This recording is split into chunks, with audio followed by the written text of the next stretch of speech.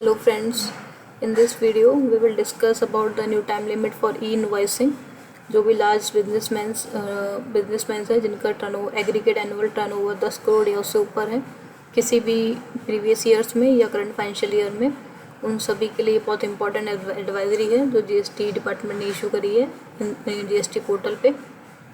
सो मैं सी आकांक्षा मोदी आपके साथ में डिटेल में ई इनवॉइस की न्यू थ्रेशोल्ड लिमिट और टाइम लिमिट के बारे में डिस्कस कर रही हूँ इस वीडियो में। So I hope this information will be helpful to you. अगर आपको इन्फॉर्मेशन हेल्पफुल लगे देन प्लीज़ वीडियो को लाइक शेयर एंड सब्सक्राइब जरूर करें। सो इसके अंदर पहले जो टाइम लिमिट थी ई इनवॉइस इशू करने की वो थी 30 डेज़, बट 30 डेज़ के बाद में भी अगर आप ई इनवॉइस जनरेट करते हैं IRP पोर्टल से तो IRP पोर्टल आपको ई इनवॉइस जनरेट करना अलाउ करता था even beyond time limit of 30 days. और ये लिमिट टाइम लिमिट 30 डेज़ की किसके लिए स्ट्रिक्टली फॉलो होती थी? जिन बिजनेसमैन का एग्रीगेट एनुअल टर्नओवर 100 करोड़ या उससे अबव का होता था उनको 30 दिन के अंदर ही इनवॉइस जनरेट करना होता था, उसके बियॉन्ड वो नहीं कर सकते थे। बट अब ये जो ई इनवॉइस जनरेट करने की 30 दिन की लिमिट है, स्ट्रिक्ट लिमिट है टाइम लिमिट, वो कर दी है 10 करोड़ या उससे अबव जिनका टर्नओवर उनके लिए भी लागू कर दी गई है। मीन्स अगर अब आपका एग्रीगेट एनुअल टर्नओवर 10 करोड़ या उससे अबव है, जो पहले की 100 करोड़ या उससे अबव हुआ करता था, तो अब आपको भी विद इन 30 डेज़ ही आपको ई इनवॉइस जनरेट करना पड़ेगा IRP पोर्टल पे। सो डिटेल में हम ये पॉइंट्स डिस्कस कर लेते हैं जो कि GST पोर्टल पे GST डिपार्टमेंट ने दी है। फर्स्ट पॉइंट डिस्कस कर रहा है relating to the threshold limit, जो कि 100 करोड़ या उससे अबव से रिड्यूस करके 10 करोड़ या उससे अबव कर दी गई है। 10 करोड़ से अबव होते ही आपको 30 दिन के अंदर ही अपना ई इनवॉइस जनरेट करना रहेगा। सेकंड थिंग है, आपको ये लिमिट टाइम लिमिट कब से एप्लीकेबल होगी? ये नेक्स्ट फाइनेंशियल ईयर से एप्लीकेबल होगी, ये 4 नवंबर से एप्लीकेबल नहीं होगी।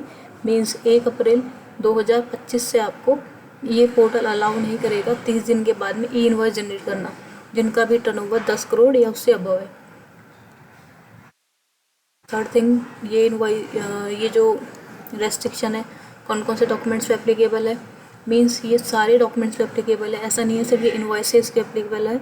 आपने कोई भी डेबिट नोट इशू किया है, कोई भी क्रेडिट नोट इशू किया है, आपने कोई भी इनवॉइस इशू किया, ये तीनों पे ही एप्लीकेबल है। आपको ई इनवॉइस 30 दिन के अंदर ही जनरेट करना रहेगा अगर आपका टर्नओवर 10 करोड़ या उससे अबव है। मैं बार बार कह रही हूँ, अगर आपका टर्नओवर 10 करोड़ या उससे अबव है किसी भी प्रीवियस ईयर में या फिर करंट फाइनेंशियल ईयर में, आपको ये चेक कर लेना है। फोर्थ पॉइंट में आपको अपना एक एग्जांपल दिया है कि ये टाइम लिमिट कैसे एप्लीकेबल होगी। समझ लीजिए आपने 1 अप्रैल 2025 को कोई भी इनवॉइस जनरेट किया तो आपको इसको रिपोर्ट करना है 30 अप्रैल 2025 तक। 30 अप्रैल 2025 के बाद में मीन्स 1 अप्रैल 2025 को अगर आप ई इनवॉइस जनरेट करना चाहेंगे IRP पोर्टल पे, देन पोर्टल आपको अलाउ नहीं करेगा। मीन्स ये विंडो 30 दिन के लिए ही ओपन रहेगी आपके लिए। फिफ्थ एडवाइजरी में ये बोल रहे हैं, फर्दर क्लैरिफाई कर रहे हैं, दिस इज़ अ क्लैरिफिकेशन, जिनका भी टर्नओवर 10 करोड़ से नीचे है, जिनका भी टर्नओवर 10 करोड़ से नीचे है उनके पास विंडो ओपन रहेगी 30 दिन से बाद में भी अगर इनवॉइस जनरेट करते हैं तो उनके लिए थोड़ी एग्जाम्पशन है, रिलैक्सेशन है।